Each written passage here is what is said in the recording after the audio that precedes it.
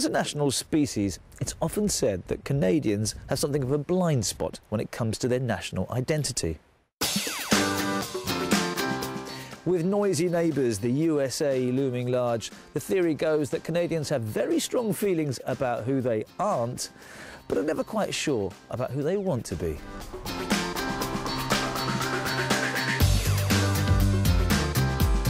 Every year, more than 35 million visitors come to Canada. That's more than the number of Canadians who actually live here. On this journey, I'll be turning my back on well-trodden destinations like Vancouver, the Rockies and Toronto, and heading to Canada's Atlantic coast.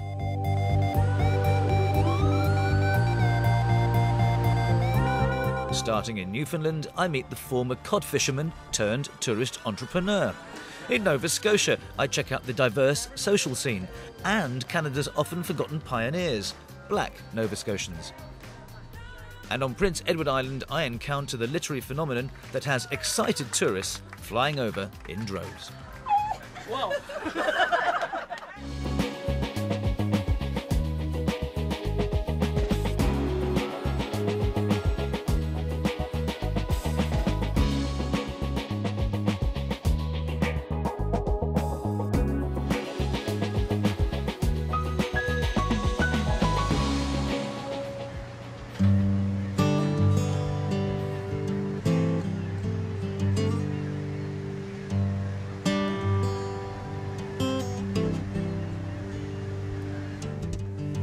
Newfoundland was once all about fishing.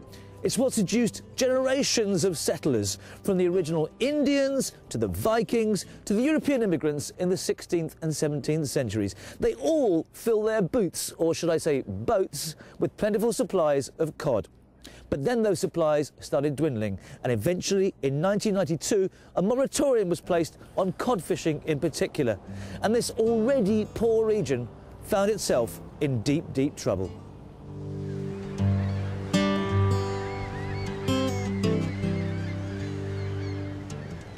And then Newfoundland struck lucky by striking oil offshore. Half the boats out there now are servicing the oil rigs. And with that windfall, they invested in a very modern industry here. Yep, tourism.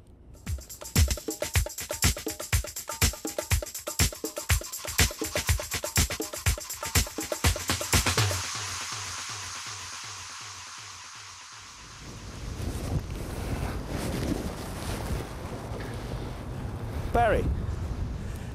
Rajan. Oh, how are you doing? Nice to meet you. Fine, thank you. See, what are you doing? You're getting ready for the new season. Getting ready for the big season, yeah. Barry Rogers' family goes back generations in the fishing industry, but with a moratorium on cod trawling in 1992, Barry took the plunge, left the family trade, and now operates boat tours around the island. I grew up on my father's fish collector, and we'd go around to all the smaller communities that were remote. They had no roads back in the day, and we'd go at a prescribed time to collect the daily catch and then bring it back to the mother plant. Many people struggled, and 40,000 left to find work elsewhere, but Barry says the shift came fairly naturally to him.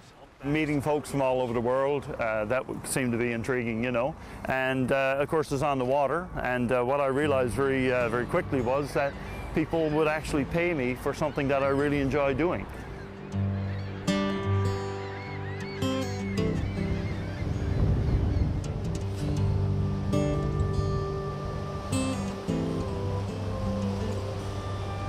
And there are certainly some unique experiences to be had here. Wow, nothing demonstrates how beautifully rugged the Newfoundland coastline is more than this little inlet here. And these guys turn up, uninvited, but very welcome. The switch to tourism has been greatly helped by Newfoundland having to adapt to the needs of the cosmopolitan workforce in the oil industry. Newfoundland's offshore oil has rocketed the province into a new age of prosperity. And now they've discovered valuable mineral reserves too. The future looks very bright indeed. A far cry from the days when Newfies, as they were called, were the butt of jokes from the rest of the country. There will be jokes, and there will probably continue to be jokes, but you know what? We take them and, you know, we incorporate it, and that's who we are. And we'll make fun of ourselves, and others will, but we're still fun. And look who's laughing now. Absolutely.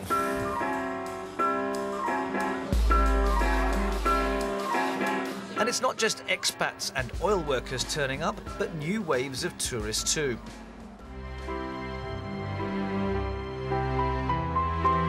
Thanks in part to an aggressive marketing campaign from the local tourist board. There's no theme parks here. The weather is unpredictable. We have more rural areas than urban areas. We have a big geographic sprawl, and we're the most far easterly place in North America. The fresh, pollution-free climate is sold as an asset here, although it can get pretty bleak outside the summer months. Direct air links need to be improved. Fog is a bit of a problem, and cultural attractions are at the moment quite small scale.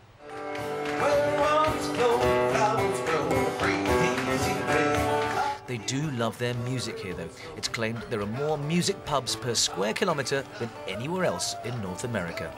Mind you, that doesn't quite vouch for the quality.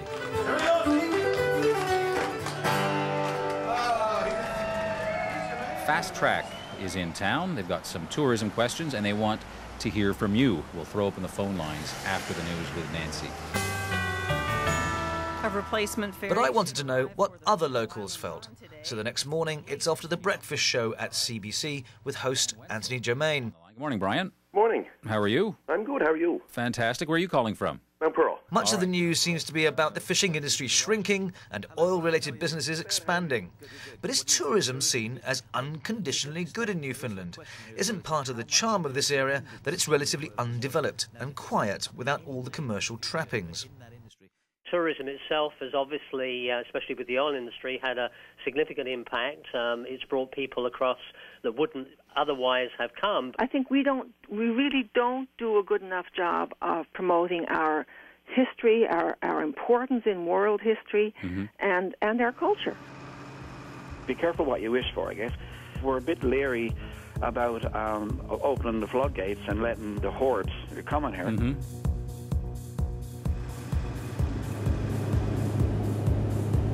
So, from one boom town to another region on the up, with tourism, once again, very much part of the grand plan.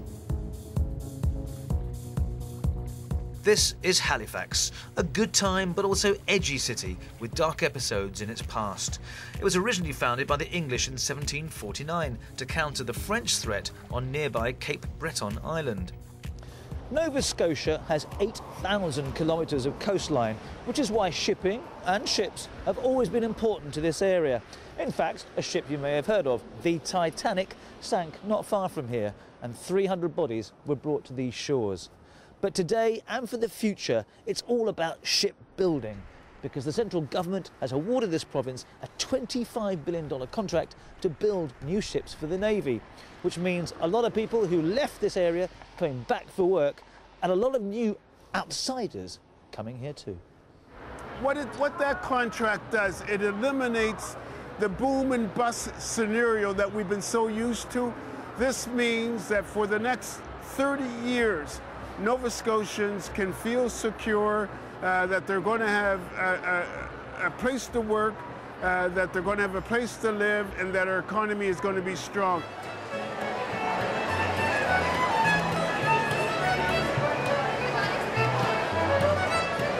Saturday morning is when Halifax goes to market. Is this something that you've created? Yeah, I've created all the recipes. Really? Yes. They're all your own recipes? Yes. So chocolate that makes you feel good about yourself? Yes, and it's a superfood. It's like chocolate vitamins. It's the Holy Grail. This is Halifax Farmers Market, the oldest of its kind in the whole of North America. It's Saturday morning, and if a market can rock, then this place is rocking. And it's this kind of feature that really gives a city an individual identity.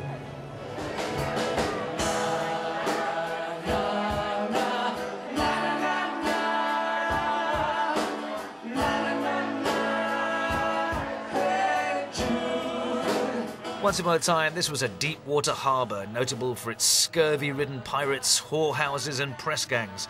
Then it became colonial, Puritan and rather conservative. And now it's a trendsetter with a sense of fun again. And controlled debauchery. 1, 2, 3. Some people like to stay out late. Like Newfoundland and Labrador, this is a province now confident and keen enough to challenge the big boys of Vancouver, the Rockies and Toronto for tourism custom.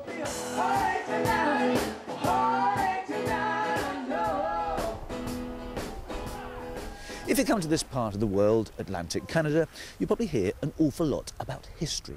How the original inhabitants, the First Nation peoples, were overrun by the colonising English and French. How the Irish and Scots swept over in the 18th century. How the Brits deported the French Acadians down to Louisiana, where they formed a new community, the Cajuns. But there's one group of people you probably won't know too much about. Black Nova Scotians.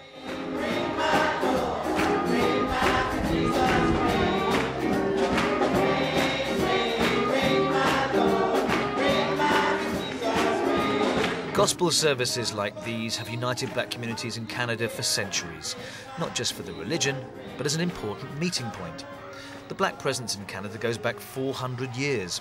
Descendants of all three of the major migrations of people of African origin to Nova Scotia are here.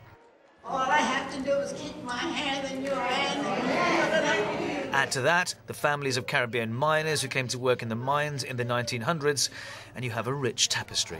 Heavenly Father, you look down upon me, dear Lord, you look sad. But only now is Nova Scotia really waking up to the value of this heritage, thanks in large part to some major players in the arts world. I travel outside of Nova Scotia all the time, and I'm always asked that question, where are you from? And people say, I say Nova Scotia. And then the next question, where are your parents from? Nova Scotia. Well, where are your grandparents from? No, your great-grandparents, Nova Scotia. And it's almost unreal to people that there could be a black lineage that stretches back in this, I can trace my roots here back into the 1700s. And that, for Canada, I think for some people is a bit hard to believe. Thus, the history of the line. Complicated as it may. Shante is a classically trained musician who has now converted to being an acclaimed spoken word artist. Sometimes I go back and forth. I'll sing and speak, mix it up. I think spoken word and language is very musical inherently and very rhythmic. So I think spoken word lends itself perfectly to music. So how possible is it that black heritage in Canada could be recognised in the same way as it is now in the USA, and as such become a source of tourism? One visitor certainly thinks so. Nova Scotia is interesting for me because of the strong African diasporan connection here. It's one of these places which it really cements the African diasporan participation in North America and Western history. I never wrote about my history, or the folks have mattered to me. Fraser, Simmons, Downey, Davis, and Kane. The Book of Negroes bears my family name. Definitely, writing and performing can be very emotional. It's always emotional when I perform in a place that I consider home. And where this union of music and poetry is that which made the third, no greater love to me than this, the gift of spoken word. As Atlantic Canada discovers more about its black heritage, after the break I find out how to cook Nova Scotian style. Whoa! How to get the best panoramic view of the countryside, and how an imaginary little girl is wooing visitors from all over the world into Canada's smallest province.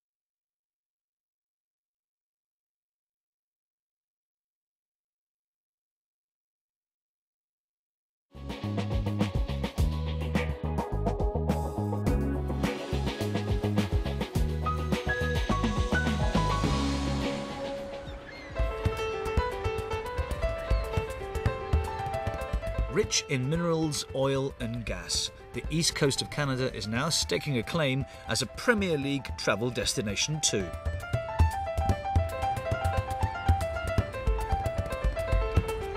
But this region is still perhaps best known for its fishing. Strict licences now restrict opportunities to harvest at will, but on this freezing cold morning in Pictou on the northern coast of Nova Scotia, there's a sense of anticipation in the air. Or rather, there was for a while. I've woken up at 5 in the morning to come here to see the lobster fishermen lay out their traps for the first catch of the season, and nobody's here. What's going on?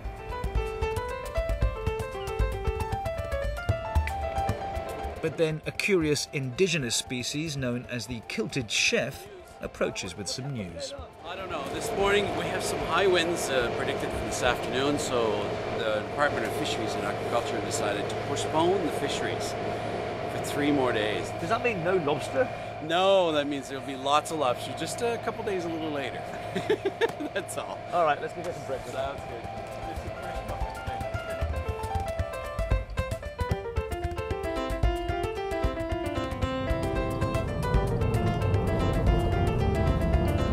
Sparsely populated and rural, this is not somewhere I recommend for ardent clubbers. Outside Halifax and away from the coastline, Nova Scotia is all about immersing yourself in the countryside. And one brilliant way of getting a marvellous overview of the wildlife is to get on one of these. But not if you've got a bad head for heights. Whoa!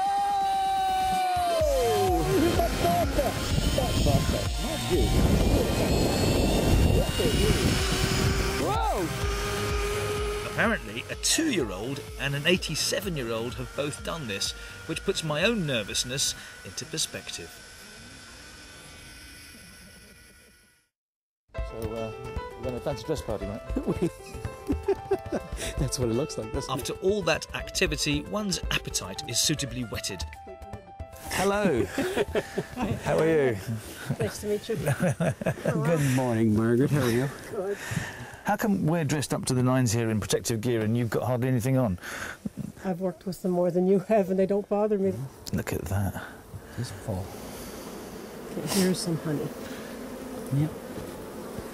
This has a little layer of beeswax and underneath that you'll find liquid honey. So we take a tool that we take that little top layer of wax off and then it goes in a machine and it gets spun out by centrifugal force. You see the honey underneath? Oh, wow. That? Yep. One of the dinner items that I'm planning this evening is what I call an ooey gooey haddock. And it's a fresh piece of Nova Scotia haddock that we're going to stuff with some of the lobsters and cream cheese, and we'll finish it with some of Margaret's honey butter.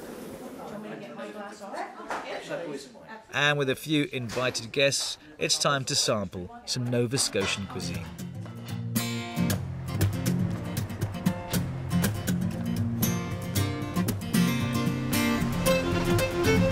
Next day, the weather's cleared and the lobster fishermen are finally out setting their traps. They've been given the green light. But I am now on a very different voyage of discovery. So it's farewell to Nova Scotia and hello to Prince Edward Island, known for being the birthplace of Canada as a nation. But to be perfectly honest, it's probably better known today for a little girl that doesn't exist. Once I thought I'd like to be a blossom growing on a tree, white and pink and lazy as can be. Today is a very beautiful day. These people are here because of a series of books about Anne of Green Gables, written early last century. We're all going to go out to Anne of Green Gables' house, and that is the house which is famous for the story by Lucy Maud Montgomery. They describe the exploits of a high-spirited pigtailed orphan who arrives in the town of Cavendish on PEI to live with an elderly brother and sister. Gee, I'm glad I'm no one else but me. Today, that story has a global cult following. Where are you from? I'm from Brazil. You have come here to see Anne of Green Gables? Yes. Why? Because the history is very exciting. Where are you from? In Japan, yeah. And this is your first time to see? No, I have many. This year, second time, and last year, maybe 5 or 6. And why are you on this bus? I'm a Japanese, and so maybe so Japan have to go to Anne of Green Gables. If you sit around, this was considered to be a very rich home. The wallpaper, the curtains would have looked like in the 1890s. Now, would you actually up sticks and move home to a little island halfway across the world just because a book about your favourite literary character was based there? Yep, I do know people who have moved here. There's one lady who runs a tour company specific for Japanese people, and another lady who's opened a tea room, again to the Japanese clientele, close to Anne of Green Gables' house.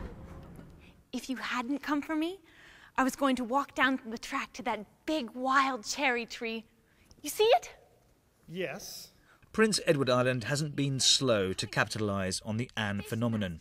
The Confederation Centre of the Arts in Charlottesville is home to Canada's longest-running musical, which is about, guess who? Right now, actors are being auditioned for the next cast to take over the production. Mrs. Spencer said my tongue must be hung in the middle. It flaps so. Great. Good. As far as tourism dollars are concerned, Anne of Green Gables is our cachet in. If we didn't have Anne, people wouldn't know about the island. So that's Anne is the invitation for people to come here, and she's invaluable to us. So when all is said a little bit more, Tracy, come on down here. Personally, I don't completely get it, but clearly Anne is invaluable, not only to Prince Edward Islanders, but to people from all over the world. So I want a big smile. Everybody say, Anna!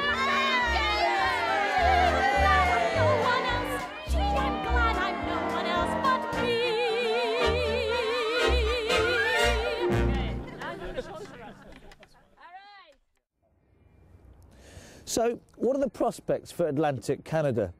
Well, when it comes to oil and shipbuilding, I'd say pretty good. And for tourism too, as long as they continue to nurture their contemporary culture, their infrastructure and their winter activities. Because ultimately, nature has dealt Atlantic Canada a good hand, in spite of the weather, with some of the most unassuming, down-to-earth, accommodating people you'll ever meet.